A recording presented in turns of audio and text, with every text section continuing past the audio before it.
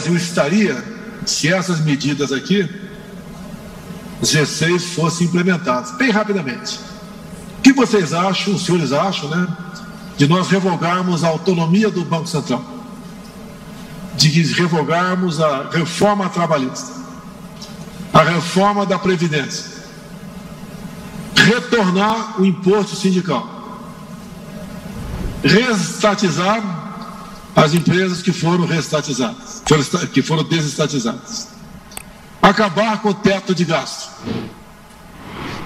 o governo começar a interferir nos preços lá da Petrobras e da energia. Se nós viéssemos a fortalecer o MST, se nós fizéssemos uma campanha para recolher armas das mãos dos cidadãos de bem, se nós desmilitarizássemos as polícias militares, se nós extinguíssemos as escolas civil-militares e os colégios militares, se nós liberássemos as drogas no Brasil, se nós legalizássemos o aborto, se nós voltássemos a nos reaproximar de Cuba e outras ditaduras pelo mundo. Apenas essas perguntas, porque o outro lado defende exatamente tudo isso daí.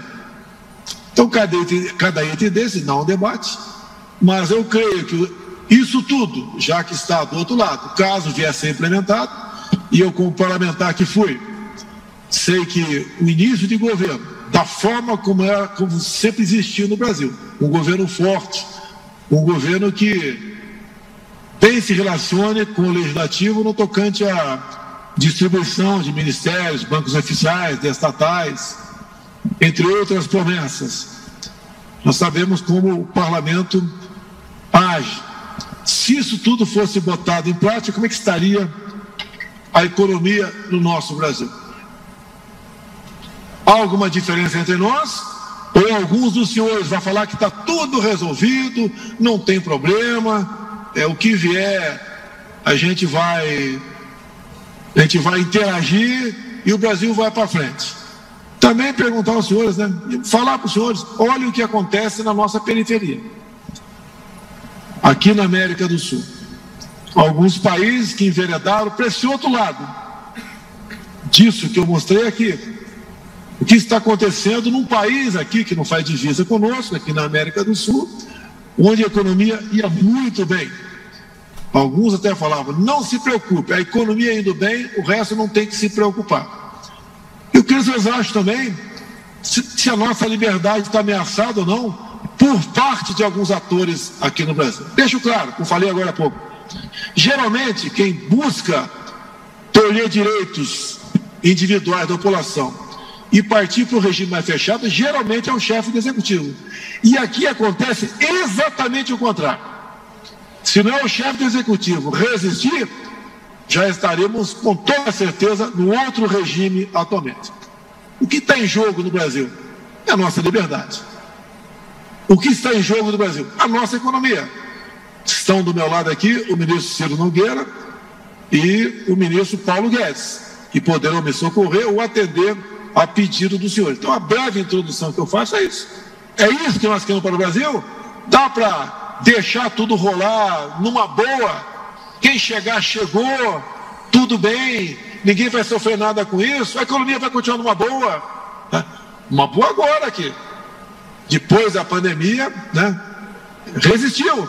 Durante a pandemia, nós tivemos aqui os anos de 2015 e 2016, onde perdemos 3 milhões de empregos. Por que causa? Durante a pandemia, 2020, o forte da pandemia, ficamos no 0 a 0. O ano seguinte, foram criados aproximadamente 3 milhões de empregos no Brasil. Ainda com a pandemia, como é que estaria se o outro lado estivesse sentado na minha cadeira? Como é que estariam os desvios pelo Brasil? Será que a roubalheira seria a tônica, como sempre aconteceu? Será que, de acordo com a pessoa que assumir a presidência no ano que vem, qual será o perfil dos dois indicados para o Supremo Tribunal Federal? As outras coisas que tratam de valores familiares, aborto, por exemplo, ideologia de gênero, respeito às religiões, como o Brasil se comportará no futuro. Olha o que a Colômbia acabou de aprovar, né, via o seu Supremo Tribunal Federal de lá, no tocante ao aborto a partir dos 6 meses de gestação. Então, basicamente, de forma bastante, sem entrar em detalhes, há uma diferença enorme entre aqueles que estão polarizados no Brasil. Aquele que acha que vai continuar numa boa, não adianta você estar muito bem financeiramente se não tiver liberdade para ir para a rua. Não quero citar aqui, mas seria, né, para levarmos em conta a Venezuela, a nossa Argentina para onde está indo, o nosso Chile para onde está indo também.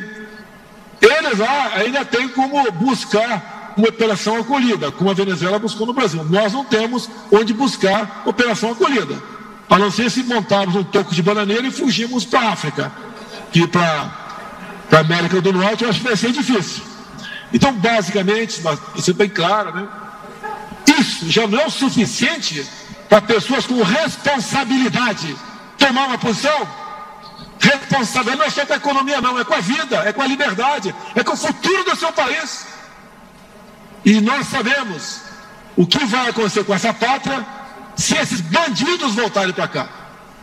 Pegue os meus ministros, um a um, compare com os outros que nos antecederam, veja o perfil. Veja que agora nós conversamos, nós temos uma meta, temos as dificuldades, grande parte proporcionada pela pandemia, mas estamos dando esperança para o nosso povo, muita coisa de concreto também. Olha o preço do dólar no dia de hoje, está subindo o Brent lá fora. Se não é cair o dólar aqui, olha as consequências dos aumentos dos combustíveis. Isso leva à inflação, leva ao descrédito do governo, nos leva a um local que nós não queremos ir.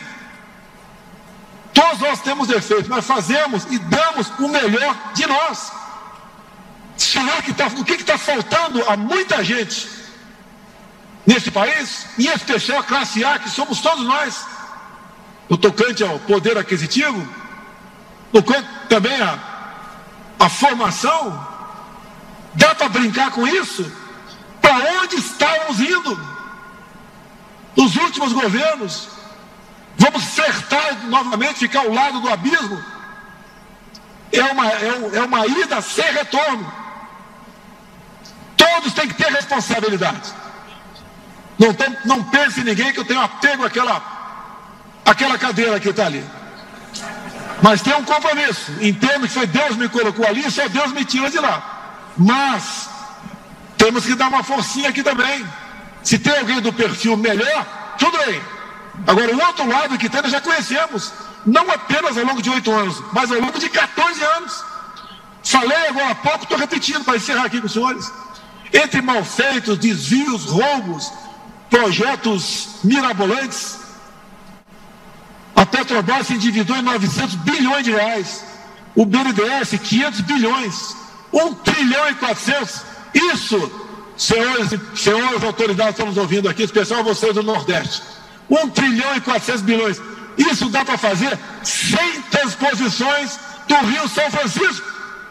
E tem gente que quer que essas porcarias que levaram estatais a essa situação volte para cá. Não vou falar em 45 bi da Caixa Econômica Federal e das demais estatais. Essa é a realidade. Essa pátria é nossa. Eu estou vendo aqui atrás de mim, aqui na minha imagem, está escrito ordem e progresso. Ordem e progresso. Mas precisamos de paz para ter a liberdade. E devemos lutar por isso. Não vai ser o chefe do executivo que vai jogar fora das 4 linhas.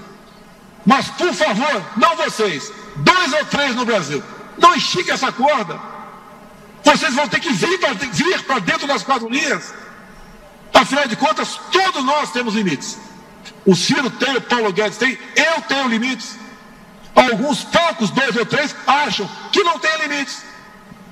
Podem ficar brincando o tempo todo de nos controlar, de desrespeitar a nossa Constituição, que seria a nossa liberdade de expressão, de prender deputado, por mais errado que ele tenha sido, em suas palavras. e manter cidadão brasileiro que pode enterrar suas palavras com tornozeleira eletrônica, em desmonetizar páginas da internet, em querer botar freio na nossa liberdade de discutir eleições pelas mídias sociais.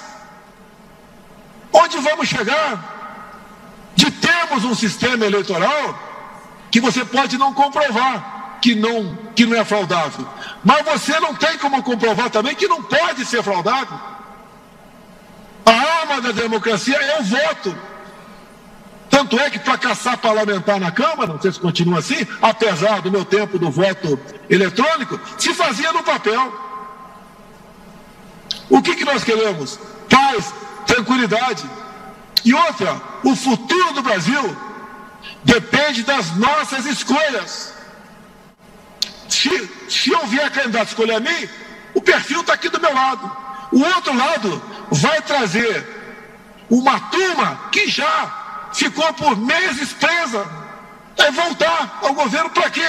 Para se locubetar. E vão estar cada vez mais conscientes, né? Bem, já que eu estou aqui, porque gostaram do que eu fiz. Vamos continuar fazendo. O que está em jogo é a nossa liberdade, é o futuro do nosso Brasil. Fui à Rússia tratar de alguns assuntos, um dos mais importantes, fertilizantes. A nossa agricultura, que nos orgulha a todos, leva um golpe quase que mortal sem fertilizantes. Fui negociar com o presidente Putin a questão de fertilizantes, entre outros assuntos, como depois tratamos a Hungria também. Somos tratados muito bem fora. Cada vez mais o mundo quer mais interagir conosco. Se eu tivesse errado, os 38 países da OCDE não teriam de forma unânime nos convidar para entrar nesse seleto grupo. A grande imprensa, parte da grande imprensa, o grande pai da grande imprensa, só tem notícia ruim. Os números estão aí, os senhores estão sentindo. Temos futuro. Se eu não me engano, Paulo Guedes, janeiro foi o mês que mais entrou dólar aqui no Brasil. Os números estão aí. O Tarcísio, tá? É um excelente ministro nosso, entre outros, tá? Fez ressurgir o modal ferroviário. Devemos ter brevemente mais 20 mil quilômetros de ferrovia no Brasil. Obras fantásticas que ele faz, que nos orgulha. Um jovem capitão do Exército, formado pela AMAN e pelo INE, que nos orgulha. Assim como tantos e tantos outros ministros. O Marinho que levou água para o Nordeste. No passado, se fizeram transposição de dinheiro, nós de água. Esse é um pequeno retrato do Brasil, que parece que alguns ficam de brincadeira. Ah, mas não tem problema, não sei o que lá. Alguém quer que eu me aproxime com Cuba hoje? Que eu faça outro Porto Mariel lá fora? Que pegue como garantia charuto? Ou empreste para a Venezuela para dar calote na gente? E continuam pagando com o dinheiro do FAT, entre tantos e tantos outros bilhões de dólares jogados mundo afora. Daria uma palestra enorme, não remunerada, para eu falar sobre isso para vocês. O que falta para alguns é responsabilidade. Não sei de tudo que pode ser feito no Brasil. Se soubesse, dispensaria todos os meus ministros. Estaria sozinho aqui. E ninguém faz nada sozinho. Temos excelentes auxiliares do nosso lado. Não é só ministros, não são secretários, servidores, pessoas da iniciativa privada, entre outros que nos aconselham, como alguns dos senhores me aconselham. E nós temos essa responsabilidade. Nós queremos, não, nós exigimos e tudo faremos por um Brasil livre. Por um Brasil livre de corrupção. Dá para imaginar 3 anos sem corrupção? Não é por acaso. Se acontecer, a gente vai atrás. Nós estamos há 3 anos. Isso não representa nada para a classe pensante no Brasil? Ou acha que podemos flertar com o comunismo, com o socialismo? Uma rápida introdução, não sei se muito demorado, né? Mas desculpe o desabafo aqui, estou à disposição dos senhores.